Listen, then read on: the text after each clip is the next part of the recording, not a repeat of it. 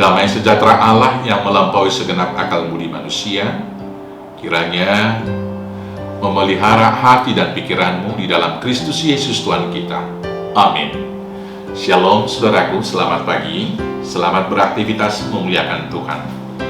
Untuk memuliakan Tuhan melalui karya kita, mari kita lakukan semuanya di atas landasan firman Tuhan yang akan saya bacakan dari 1 Yohanes pasal 5 ayat 14. Demikianlah firman Tuhan.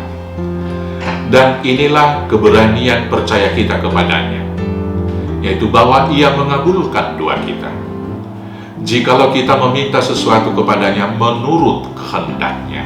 Demikianlah firman Tuhan.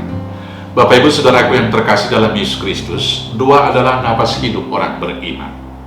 Karena itu berdoa adalah kewajiban bagi kita supaya iman percaya kita hidup.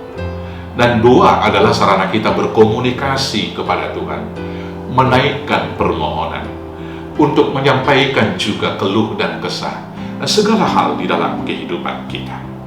Hari ini kita coba evaluasi dan renungkan, apakah selama ini kita sudah benar, sudah melakukan dua-dua kita dengan benar.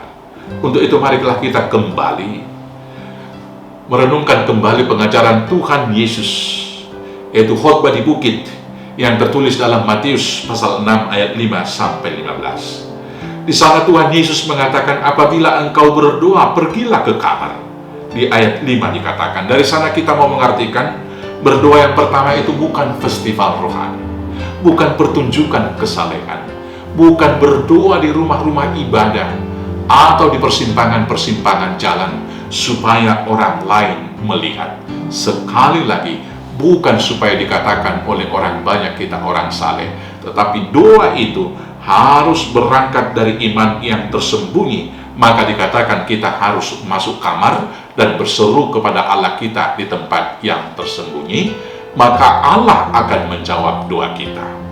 Yang kedua, berdoa itu kalimatnya harus teratur, tidak bertele-tele, di dalam Matius 6 ayat 7. Dan juga harus ada jelas struktur kalimatnya.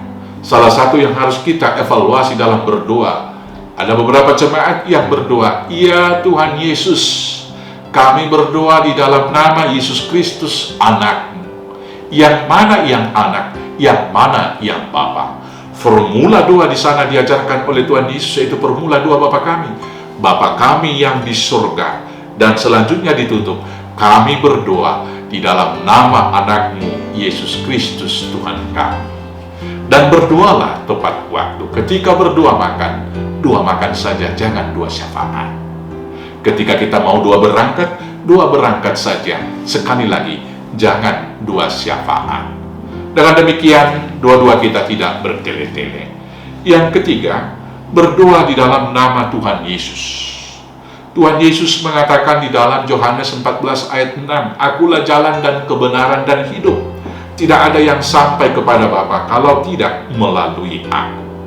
Maka kalau kita berdoa, sekali lagi, harus jelas seperti yang saya katakan pertama tadi.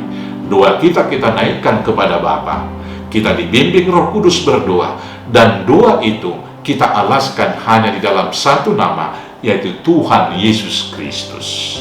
Yang keempat, saudara-saudara yang terkasih, berdoa dengan berani, atau kita terjemahkan itu dengan yakin, yaitu dengan percaya. Sebagaimana firman Tuhan hari ini yang mengatakan, dan inilah keberanian percaya kita kepadanya, yaitu bahwa Ia mengabulkan doa kita, jikalau kita meminta sesuatu kepadanya menurut kehendaknya.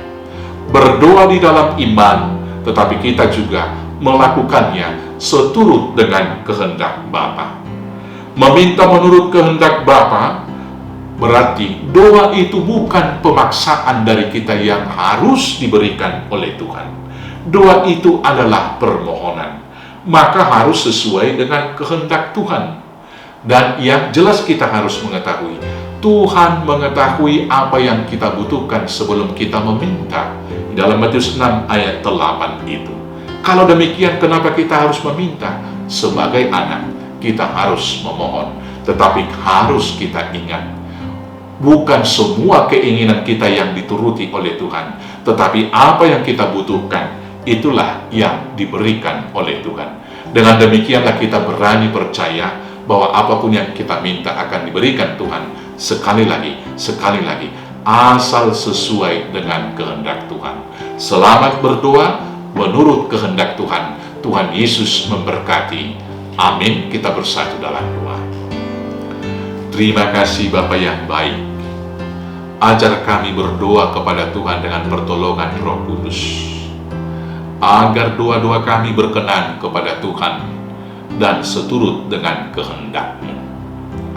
Maka pakailah kami Tuhan menjadi alat kemuliaan Tuhan, dan biarlah kiranya segala hal yang kami butuhkan dalam kehidupan ini, bekal hidup jasmani dan rohani, Tuhan yang cukupkan.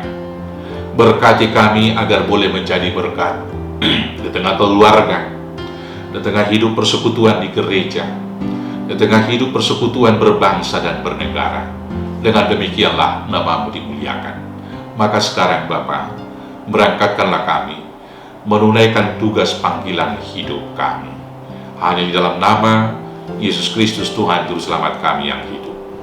Amin. Shalom, selamat beraktivitas. Tuhan Yesus memberkati. Oras.